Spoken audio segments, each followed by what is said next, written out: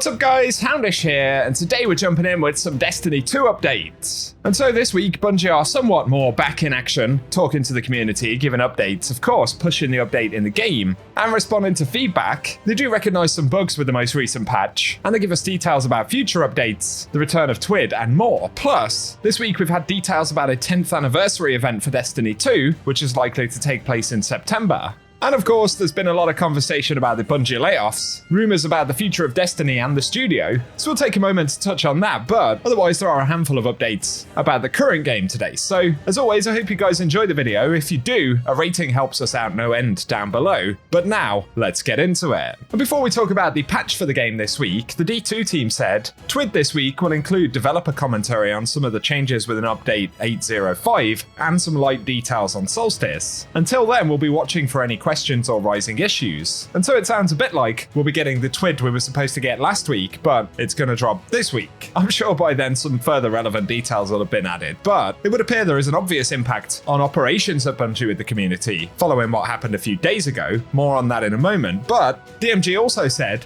weekly free Bright Dust starts this week, and we get 350 a week for 9 weeks. This is another element that apparently Bungie was supposed to have communicated last week. So I think we'll also get some extra detail about why that's happening in the TWID. Otherwise though, the patch this week was somewhat significant. Of course, it is a mid-episode update, so quite a few changes in there, including some unintentional ones. And Bungie Help said we've identified an issue where Graviton Lance is firing at a slower rate of fire than intended, which will be addressed in a future update. So Grav Lance is doing some weird stuff at the moment. Kind of unfortunate, but it is due to be fixed. Plus they said we're aware of an issue where sniper rifle ammo reserves are lower than intended, and again they plan to address this in a future patch. Otherwise, one of the big changes players were looking forward to were the exotic class item drop rate adjustments. Of course, Dual Destiny now has a challenge that can allow 2 of them to drop per week. But for the random drop farming and the Pale Heart, I haven't done much of it yet, but there's quite a lot of feedback that the drop rate is actually worse than it was before. And I've seen numerous folks say that they've done multiple overthrow runs without actually seeing one drop. And while Bungie were tackling macro farming and things like that, which I can appreciate a game developer will see that as an issue, there was also a component where players had hoped this would actually result in a better drop rate overall, but at the moment that doesn't necessarily appear to be the case. So there's some frustration about that. Bungie do recognise it and say they'll be pushing feedback to the team, but I'd be curious to get your experiences with that down below. Otherwise, Solstice is here, bit of a significant grind for the armor this year. There's been feedback about that as well. I'm not massively excited by the armor, so I'm not particularly working towards unlocking it this time. Although some of the weapons for Solstice are pretty good and they drop quite often, so that's a different component worth going after. Let us know your thoughts below. The other quick mention though from the patch this week is that it did bring some data suggesting that Destiny 2 will see a 10th anniversary event. This will probably happen in September, which is when we'll actually hit that 10th anniversary. And the info card says, explore the Pale Heart and begin your hunt for hidden chests and armor pieces. And there's been discussion about these caved stashes that'll be hidden around the Pale Heart, and the armor pieces themselves, which are modelled on the vanilla Destiny 2 armor that was on the cover art. Plus it would appear there'll be some kind of looting event taking place in the Skywatch in the Cosmodrome, which is the location of the loot cave from Destiny 1. So a bit of a nostalgic throwback there. And there's a new legend title, which is pretty cool. It would also appear that 10th anniversary stuff will have its own thumbnail in the game. So that kind of suggests it's possible we'll see additional cosmetic items. Maybe if we're lucky, there'll be some other rewards, I don't know, weapon things. But that isn't confirmed just yet. We'll have to wait and see. But we've got a basic idea that there will at least be a small event dropping probably in September to mark the 10th anniversary, which is somewhat cool. So share your thoughts about that below.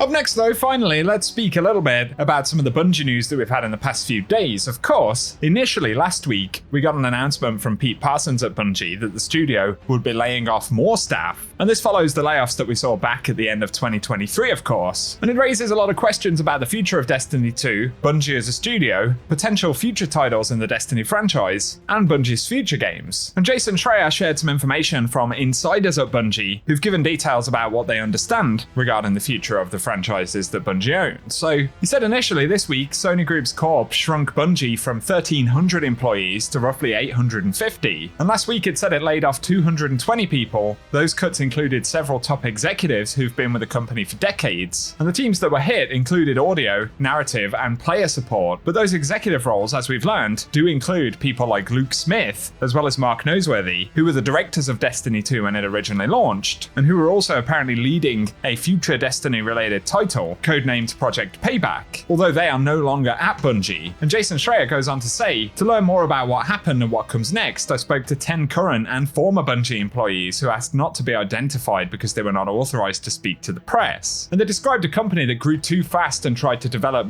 too many projects at once, spreading resources too thin rather than prioritizing its chief moneymaker Destiny 2. And most people were critical of Chief Executive Pete Parsons, saying he'd failed to take accountability for his own bad bets, and that he'd been overly optimistic in his communication with the staff. And one of Bungie's big bets apparently was Payback, an incubation project set in the Destiny universe that would shake up the formula in two major ways. It would pivot from a first-person to a third-person perspective and allow players to use the franchise's characters to explore a large world while cooperating to battle monsters and solve puzzles. And the pitch took elements from popular games like Warframe and Genshin Impact. And while several internet rumors over the past few months have suggested that Payback would be a sequel to Destiny 2, it was actually a significant departure from the previous two games, likely to be perceived more as a spin-off. However, 2 months ago, Bungie cancelled Payback to prioritize games that were more imminent, moving the bulk of its team to Marathon, which is targeting a release date of 2025. Simultaneously though, the company plans to continue updating Destiny 2, although it will no longer pursue regular paid expansions as it did in the past, according to people familiar. And a company leader recently told attendees at a meeting that sales of each expansion had declined year over year, including June's The Final Shape. And so they are apparently planning to move away from the annual release model according to this. We need to take that with a pinch of salt until Bungie actually talk about it. Chances are that there is some truth in what's being reported here, given that it's coming from Bungie employees. But in the wake of big changes and shakeups in a company like this, obviously quite a lot of plans are in flex. And in relation to the upcoming episodes and Frontiers next year, recently on Twitter, Bungie indicated that despite what has happened recently, there are currently no plans to change that content roadmap. Back to the article though, Jason Schreier said that some staff at Bungie say they're optimistic about the vision for Destiny 2 under the new director Tyson Green, a Bungie veteran who took the helm earlier this year. And in the coming months, Bungie will look to retain and attract players with smaller scale content drops modeled after Into the Light. And rather than selling this content, Bungie will apparently aim to release it for free, along with overhauls to activities that it hopes will appeal to a hardcore player. And other vague plans for future include a storyline that will feature characters and worlds that Destiny has not yet explored. And Paul Tassi at Forbes expanded on this, with similar information shared by employees, and they've said that the planned larger content packs, though not true expansions, will contain familiar elements like new destinations, raids, and campaigns, but on a smaller scale on the whole, not dissimilar to updates like Shadowkeep, but perhaps not in the same format.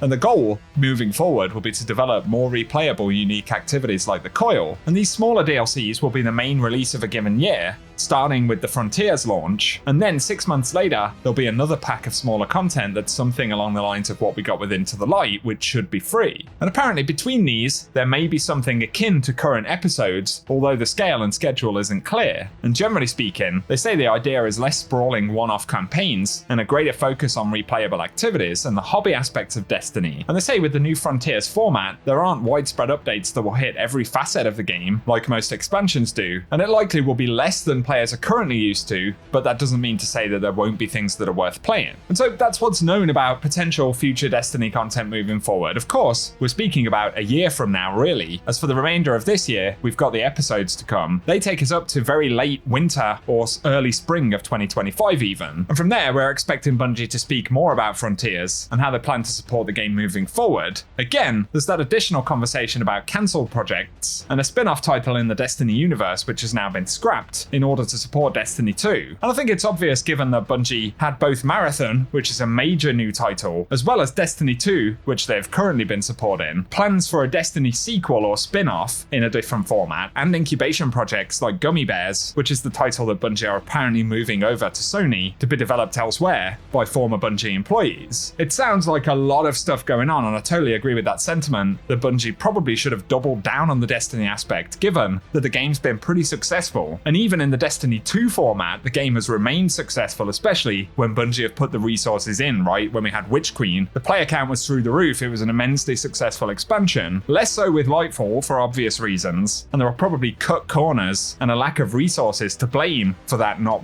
performing as well as it could have. It had all the potential to do really well, but then moving forward to the Final Shape, it was a significant improvement on what we saw with Lightfall, and Bungie had put the extra resources in to make the expansion as good as possible. And while it underperformed, bombed, a lot of that has to do with the fact that players had been put off or already stopped playing the game after Lightfall. So it was less a review of the final shape in itself and more a general sentiment thing with regards to Destiny overall. So it's a shame because obviously we know that Destiny certainly has legs left in it, whether it's in this game or another title. And going back a couple of years, if Bungie hadn't spread the resources so thin and had so many different projects that they wanted to sort of incubate and get off the ground, it just goes to show how much work they could have done on Destiny. So they've gone from overreaching on a couple of things at once to trying to overreach on 3 or 4 or more things at once, and that's where the problem really has started for them. I do personally think that Destiny, though, still has a lot of potential and might just have quite a bit of content still to come, given that this is Bungie's absolute flagship title. If Bungie can't make money from Destiny, especially in the next year or so, and if Marathon doesn't perform at the level that they need it to, then Bungie are going to be in serious trouble. So if you're a Destiny player, that's the one positive we have at the moment, is that awareness that Bungie have, and the fact that Sony invested a lot of money to actually acquire Bungie and Destiny. I wouldn't imagine they're going to want to just throw that away. So that's the one positive if you want more things to do in Destiny down the road. But we're going to have to wait a while until we get that info. For today, that's what we have to speak about. It's taken me a while to cover all of these rumors and bits and bobs. Again, take them with a pinch of salt for the moment because they aren't officially confirmed by Bungie, right? Some people are talking as though they are. That is not true. And again, the things that people inside of the studio knew 2 months ago may be quite different by now, even 8 weeks later. So share your thoughts below. But if you've enjoyed the video for today, a rating really does help us out. Also, get subscribed and I'll keep you posted with more Destiny content. But